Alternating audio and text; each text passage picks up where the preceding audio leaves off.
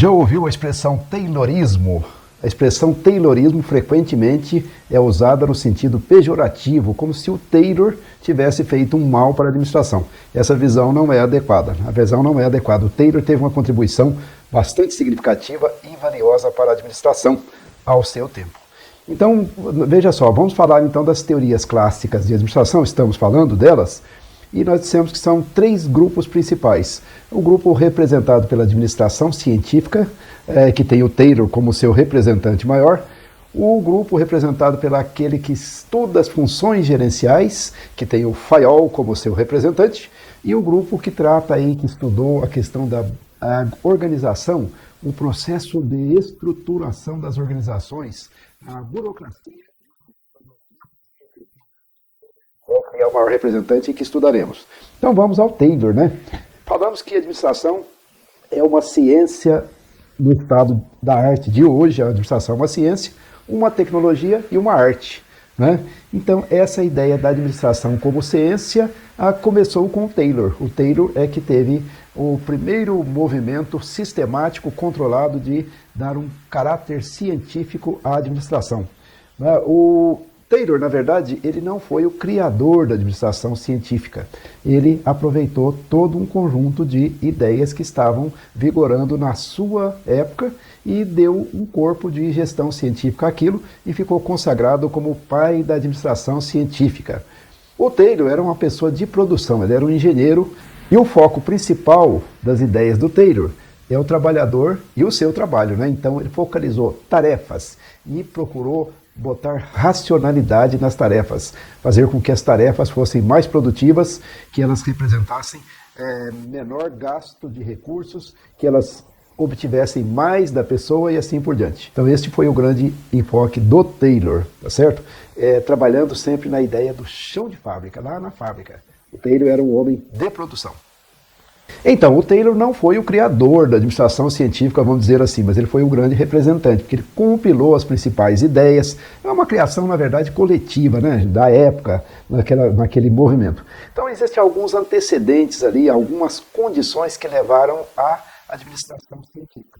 Primeiro, nessa época do Taylor, estava acontecendo a segunda Revolução Industrial, que tinha começado. A Revolução Industrial começou na Inglaterra, no século anterior ao do Taylor, do nascimento do Taylor, e se propagou até durante a vida do Taylor toda, né? A segunda Revolução Industrial foi o período em que ele viveu.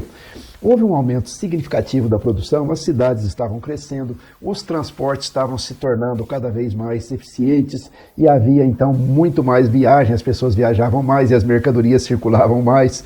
Houve o aperfeiçoamento da máquina a vapor. Houve o início do uso do petróleo sistematicamente como motor de combustão e também da energia elétrica, né?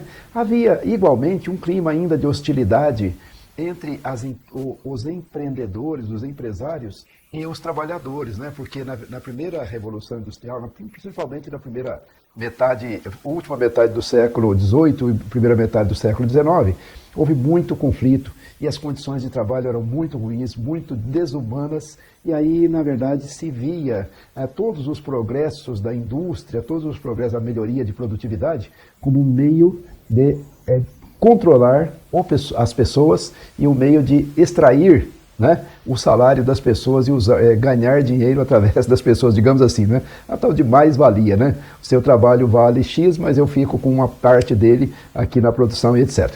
Então, tinha um clima de hostilidade. E estava desenvolvendo também os chamados mercados de massa, porque a primeira Revolução Industrial veio, a produtividade aumentou imensamente, e aí com a segunda Revolução Industrial, ela aumentou ainda mais, e aí as mercadorias, os preços das mercadorias desabaram e as pessoas podiam consumir mais. Paralelamente, as pessoas estavam tendo mais emprego, não é verdade? Aquele desemprego inicial foi verdadeiro, ocorreu, mas agora, digamos assim, a Revolução Industrial estava gerando suas próprias necessidades de emprego, então mais e mais gente conseguindo emprego, logo as pessoas tinham dinheiro, consumiam mais, e se foi atingindo ali graus de prosperidade nunca vistos para as classes populares. Então criaram-se os mercados de massa. Paralelamente, a ciência mais e mais se consolidava como uma força de transformação. Então, nesse contexto todo, é que a ideia de administração científica germinou e prosperou. Vejamos. Então, o Taylor, no mundo que eles trabalhavam, na indústria, né, era um mundo que ele pegou um mundo caótico, né? As organizações ainda desorganizadas, né, se vocês me permitem o trocadilho, um ambiente caótico, métodos precários, ideias inadequadas, né, ambiente de hostilidade, né, entre trabalhador e indústria, desperdício, sacrifício inútil das pessoas na gestão amadora, muito pouco pensada, refletida, né? E, paralelamente, a ciência mostrando-se como grande força de transformação da sociedade.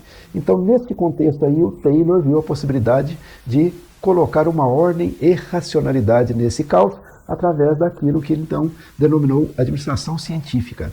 O que é administração científica? Como disse o Taylor, não são as ferramentas, não é questão de tempos e movimentos, medir tempos e movimentos. Não são os conceitos isolados, por exemplo, um conceito de remuneração por produtividade. Não é nada disso, né? E é tudo isso simultaneamente. Mas o que importa mesmo, disse ele, é que é uma revolução de mentalidades, né? Revolução da mentalidade por parte dos proprietários, por parte dos patrões, e uma revolução de mentalidade por parte dos empregados. Então é uma chamada para a racionalidade, para que a gente aplique a ciência, que vai resultar em benefício para todo mundo. Ele propôs suas ideias baseado numa filosofia de gestão que tinha 4 pontos principais. Primeiro ponto, ele buscava salários altos e custos baixos de produção. Salários altos para quem estava trabalhando e custos baixos para quem estava contratando aqueles salários. Mas como isso é possível? Através de um imenso aumento de produtividade. A pessoa produzirá muito mais, com muito menos esforço, e com isso ela vai ganhar muito mais, e ela vai ser muito mais barata para quem está empregando. Então, altos salários e baixos custos. Segunda premissa filosófica dele. Para atingir isso, são necessários os métodos científicos de pesquisa, de experimento, e os princípios científicos, e aplicação disto na produção, tá certo? Terceiro ponto fundamental. Treinamento científico do trabalhador. Isso pressupõe que o trabalhador queira esse treinamento científico para ele se tornar mais capaz e ganhar mais. E o quarto ponto, criação de uma atmosfera de cooperação entre trabalhador e gestão, com uma divisão de tarefas. Divisão de tarefas entre planejar, criar, né? Planejar o trabalho e executar. E o trabalhador aceitando isso aí, não era? Quer dizer, anteriormente, nas outras formas de produção, o trabalhador tinha seus próprios métodos, seus próprios jeitos, e agora não, vamos fazer uma divisão de funções, no qual a gente planeja sistemática, cientificamente, treina a pessoa e ela vai executar o seu trabalho com muito mais produtividade, com menos esforço e ganhando mais. Então essa era a ideia central. Então, o método Taylor, ou administração científica, teve diferentes momentos, diferentes ideias, mas em geral bate em alguns pontos fundamentais. Quer dizer, o desenvolvimento da ciência do trabalho, eliminar métodos precários, métodos imprecisos, coisas desenvolvidas empiricamente. Não, vamos pensar racionalmente e vamos aplicar a ciência ao trabalho. Selecionar cientificamente o trabalhador e treinar. As pessoas não são adequadas a todos os tipos de trabalho. Existem pessoas com qualificações diferentes e também trabalhos que exigem qualificações diferentes. Então a ideia é colocar a pessoa certa no lugar certo, tá certo? Então isso aí que seria o princípio fundamental, selecionar certo, cientificamente, e aí treinar essa pessoa para ela ser a pessoa mais adequada para aquela função. Estudo e racionalização de tempos e movimentos em cada tarefa. Estudo de tempos e movimentos para quê? Para haver economia de movimentos, para haver economia de material, enfim, para a pessoa fazer mais com menos. Organização racional do trabalho, né? Então a organização deveria ser racional e de tal maneira que com as divisões de funções lá dentro de uma fábrica, tudo isso a gente obtivesse uma racionalidade integral no trabalho. Essa ideia de organização racional do trabalho, ela andou o mundo, né? O Taylor se tornou famoso no mundo inteiro e ela andou o mundo. Aqui no Brasil mesmo, existe um instituto chamado Instituto de Desenvolvimento da Organização Racional do Trabalho. A sigla é IDORT, é uma organização de treinamento e consultoria que foi baseada no modelo do Instituto Taylor. lá do começo do século nos Estados Unidos. Essa organização também é bem antiga, deve ter mais de 80 anos, né? Está viva até hoje aí, né? Uma herança dos métodos do Taylor, que correram o mundo. Muito bem, então, organização racional do trabalho.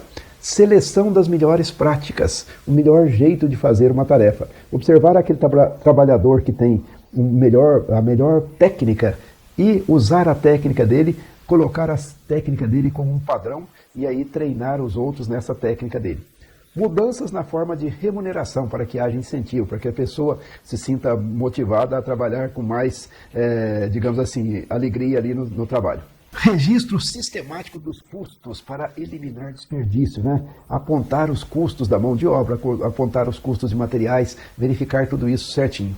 E fazer rigorosa supervisão funcional no trabalho para que as coisas saiam todas conforme deveriam sair, tá certo? Conforme devem sair. Em princípio, esses aí e mais um conjunto de ideias formam o centro daquilo que se chama administração científica do trabalho lá nos primórdios, né? Nas ideias incipientes da coisa no começo, né? Lá com o Taylor. As ideias do Taylor não foram aceitas pacificamente, né? Houve muita reação de sindicatos, de grupos de trabalhadores, havia um clima de hostilidade, muitas vezes os empregados das empresas em que ele trabalhava conspiravam contra ele, né? Ele foi uma pessoa que ele entrou em muita linha de confrontação. Em 1911 ele foi chamado na Câmara dos Representantes americanos, do Congresso americano, para explicar seus métodos, né? Porque se dizia que aquilo estava degradando o trabalhador, acabando com o trabalhador, e que os métodos dele não eram bons e assim por diante, então ele teve que se explicar. Na verdade, o que se condena nos métodos de Taylor? Um pouco de mecanicismo, ou seja, pensar no trabalho como uma coisa meramente mecânica, superespecialização que tira competência das pessoas, que o indivíduo fica especializado só em apertar determinado parafuso, né? Como naquele filme do Chaplin. Visão inadequada e limitada do ser humano, né? O ser humano como uma peça de produção.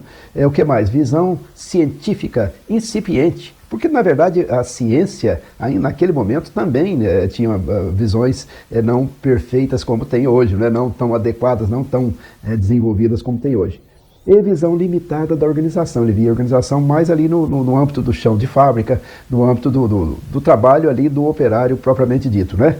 Entretanto, o Taylor vingou, né? As ideias do Taylor vingaram, e você vai observar o método Taylor de padronização, de racionalização do trabalho, criação de processos racionais, você vai observar em toda a grande empresa hoje, no mundo inteiro, o Taylor fez um trabalho de grande significância para a administração.